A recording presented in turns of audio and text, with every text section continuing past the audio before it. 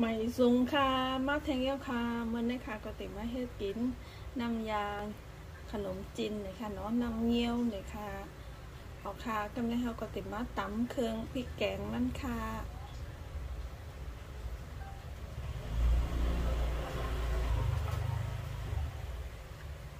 อันนี้ก็จะเป็นหมักเผ็ดเลยค่ะเนาะหมักเผ็ดค่ะเขาก็ล่างแล้วก็ซอยไว้จังไหนค่ะเนาะมันก็จะได้ตำง่ายนี่ค่ะ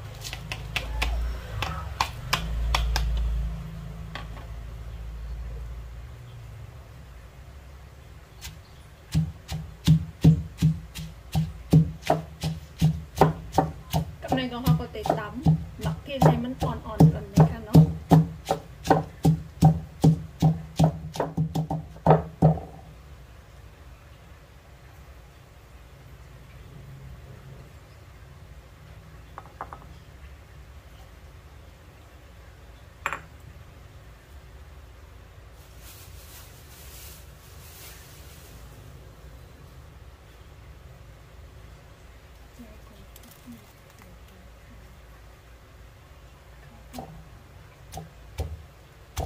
เดี๋ยวว่ากำในกองเขาก็เตะตำอ่อนๆทั้งกำหนึ่งนี่ค่ะเนาะ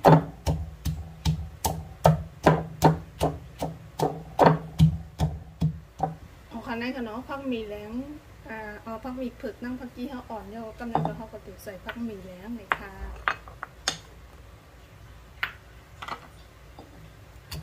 เดี๋ยวก็ตำให้มันอ่อนๆทั้งกำหนึ่งค่ะ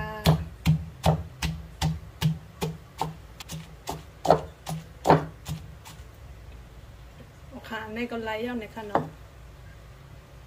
เดี๋ยวก็กำในก็เขาก็ติดใส่งับปี้ในค่ะต้องเจอว่าอ่ำเก๊กในก็อ่ำลงใส่ก็ไล่ในค่ะเนาะ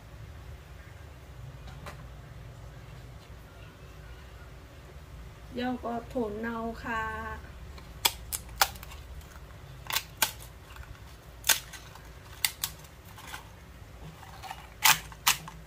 เดี๋ยวก็ตำให้มันเข้ากันแทงกล้ามเลยค่ะ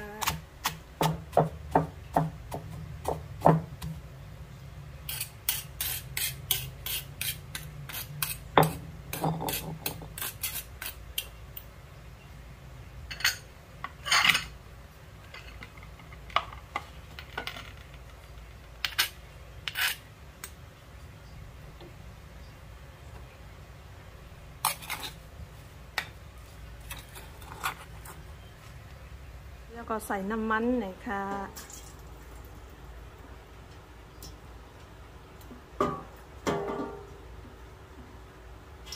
เพราะว่าน้ำมันไม้เย่าเนี่ยก็กำลังก็ใส่พริกอันเขาโขกไว้หน่อยค่ะเนาะอันเขาตำไว้หน่อยค่ะเนาะ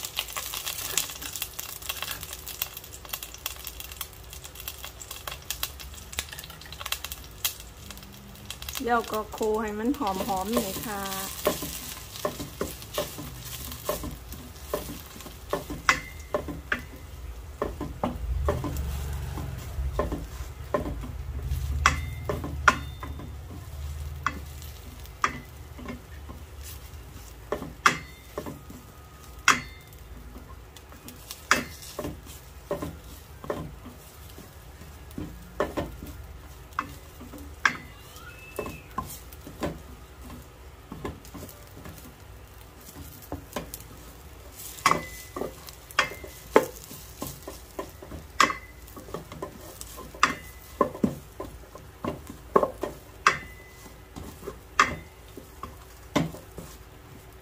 เราเปิดไฟแห้งหน่อยค่ะเนาะเพราะว่าเปิดไฟแห้งเลยมันติดแคมเลยค่ะเนาะเขาก็ติดเปิดไฟอ่อนๆไว้เลยค่ะเนาะ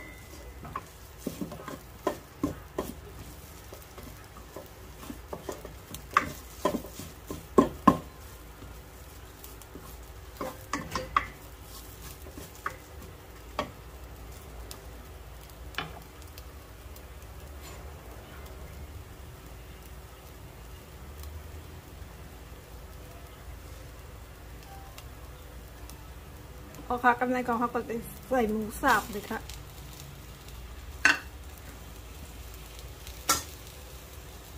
แล้วก็ใส่ตีนไก่ค่ะ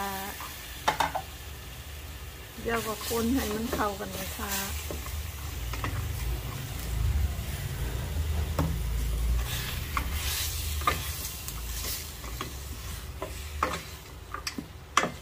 แ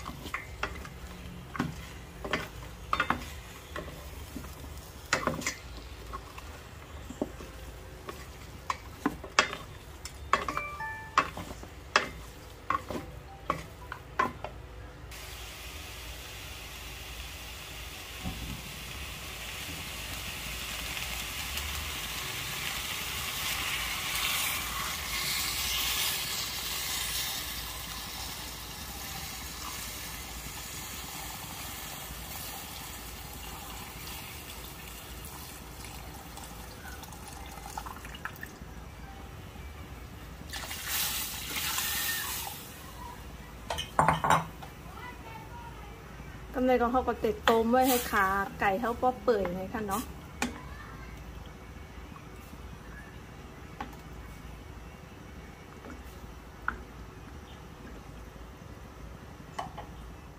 ค่ะกำไรน้ำมันเลือดเยี่ยวเนี่ยก็กำไรเขาก็ติดมาปรุงรสมันเนี่ยค่ะเนาะใส่น้ำปลาค่ะแล้วก็ใส่ผงเนื้อไก่ค่ะใส่บ้านน้ำตาลปิ๊บอีกนึงค่ะ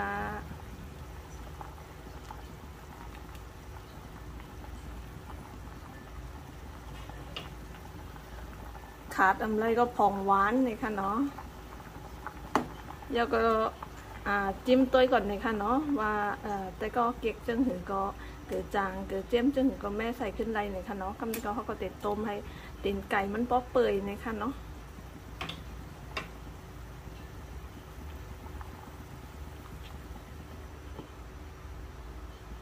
ค่ะเนาะกำไรก็เขาก็ใส่ดอกอันนี้ค่ะเนาะดอกเงี้ยวเลยค่ะเนาะ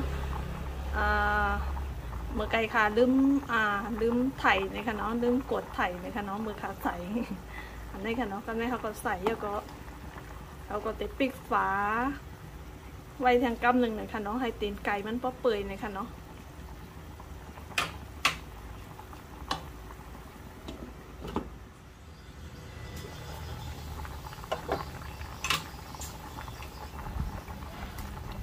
อันนี้ก็ตีนไก่เขาก็เปื่อยเอาเลยค่ะเนาะกำไรเขาก็ติดมาใส่เลือดไก่ตั้งมะเขือส้มกันค่ะ